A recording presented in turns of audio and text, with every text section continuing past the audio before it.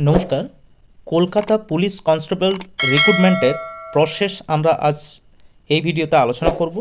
এই ভিডিওতে থাকছে কলকাতা পুলিশ কনস্টেবলের educational qualification, physical eligibility, age limit, monthly salary, selection process এবং এক্সাম প্যাটার্ন, এই সব কিছু নিয়ে আজ আমরা এই ভিডিওতে আলোচনা করব। আপনারা যদি আমাদের চ্যানেলে নতুন হয়ে থাকেন তাহলে অবশ্যই চ্যানেলটি সাবস্ক্রাইব করে রাখতে পারেন বিভিন্ন ধরনের চাকরির প্রসেস এবং রিক্রুটমেন্ট আপডেট পাওয়ার জন্য।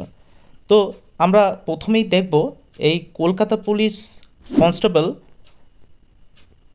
অ্যাপ্লাই করার জন্য ক্যান্ডিডেটদের কি এডুকেশনাল কোয়ালিফিকেশান থাকার প্রয়োজন সেটি আমরা দেখব। মাধ্যমিক পাস হতে হবে এই কলকাতা পুলিশ কনস্টেবলের ক্ষেত্রে অ্যাপ্লাই করার জন্য।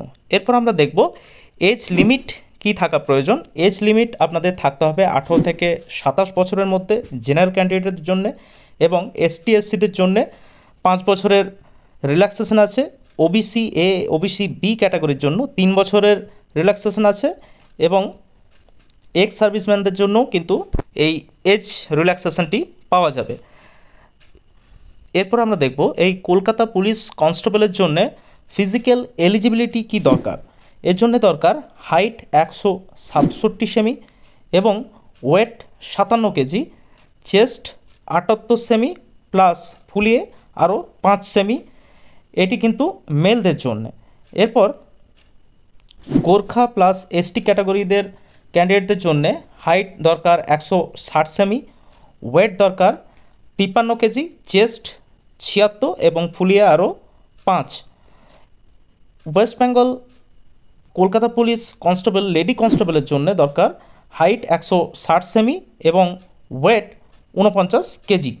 এবার আমরা দেখব এই কলকাতা পুলিশ কনস্টেবলের স্যালারি কত, অর্থাৎ স্টার্টিং স্যালারি কত হবে সেটি নিয়ে আমরা আলোচনা করব। বেসিক স্যালারি 22,700 টাকা। এইচআরে দেওয়া হয় বেসিক স্যালারির 12%, অর্থাৎ 2,724 টাকা। মেডিকেল বাবদ পাওয়া যায় 500 টাকা।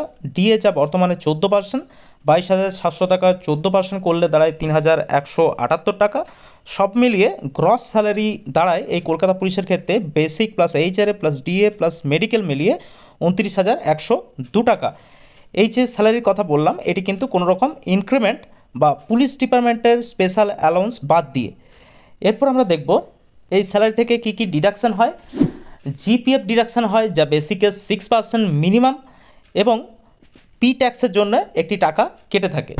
এরপর আমরা দেখব সিলেকশন প্রসেস কি। প্রথমেই প্রিলিমিনারি একটি এক্সাম দিতে হবে, তারপর ফিজিক্যাল মেজারমেন্ট হবে, তারপর ফিজিক্যাল এফিসিয়েন্সি টেস্ট হবে, এরপর ফাইনাল এক্সাম হবে।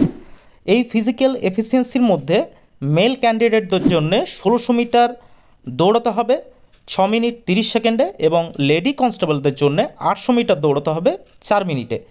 এরপর সমস্ত কিছু হয়ে যাওয়ার পর, অর্থাৎ ফাইনাল এক্সাম হয়ে যাওয়ার পর ইন্টারভিউ হবে, এবং তারপরে মেডিকেল এক্সামিনেশন হবে, তারপরে আপনাদের ডকুমেন্টস ভেরিফিকেশন হবে, তারপরে কিন্তু আপনারা এই কলকাতা পুলিশ কনস্টেবলের জন্য যোগদান করতে পারবেন। এরপর আপনারা কলকাতা পুলিশে যোগদান করার পর আপনাদের একটি ট্রেনিং হবে।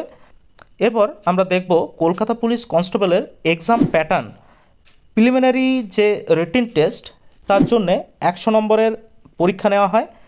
100 নম্বরের কোশ্চেন থাকে, প্রত্যেকটি 1 নম্বর করে, এবং সময় থাকে 1 ঘন্টা। তার মধ্যে থাকছে জেনারেল অ্যাওয়ারনেস এবং জেনারেল নলেজ, ম্যাথামেটিক্স থাকছে এবং রিজনিং থাকছে। জেনারেল অ্যাওয়ারনেস এবং জেনারেল নলেজ থাকছে 50 নম্বর, ম্যাথামেটিক্স থাকছে 30 নম্বর এবং রিজনিং থাকছে 20 নম্বরের।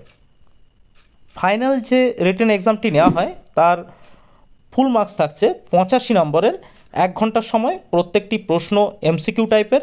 এর যেগুলি থাকছে জেনারেল অ্যাওয়ারনেস এবং জেনারেল নলেজ 25 নম্বরের, ইংলিশ থাকছে 25 নম্বরের, হলো 50 নম্বর, এবং ম্যাথামেটিক্স থাকছে 20 নম্বর, এবং রিজনিং এবং লজিক্যাল অ্যানালাইসিস থাকছে টোটাল 15 নম্বরের। এবং এক্ষেত্রে কিন্তু নেগেটিভ মার্ক থাকছে যা 0.25 হিসাবে কাটা হবে। কলকাতা পুলিশ কনস্টেবলের ইন্টারভিউর জন্য থাকছে 15 নম্বর, এবং এর যে এক্সামগুলি নেওয়া হবে তার যেসব, যেমন ইংলিশ, ম্যাথামেটিক্স, জেনারেল অ্যাওয়ারনেস যেগুলি থাকবে, অর্থাৎ সিলেবাসের মধ্যে যেগুলি অন্তর্গত, সেগুলি সবগুলোই কিন্তু আপনাদের মাধ্যমিক স্ট্যান্ডার্ডের উপর বেস করে তৈরি করা। তো এই ছিল একটি ছোট্ট একটি ইনফরমেশন কলকাতা পুলিশ কনস্টেবল নিয়ে। পরবর্তী ক্ষেত্রে এরকম আরও ভিডিও পাওয়ার জন্য আপনারা আমাদের চ্যানেলটি সাবস্ক্রাইব করে রাখতে পারেন। ধন্যবাদ পুরো ভিডিওটি দেখার জন্য।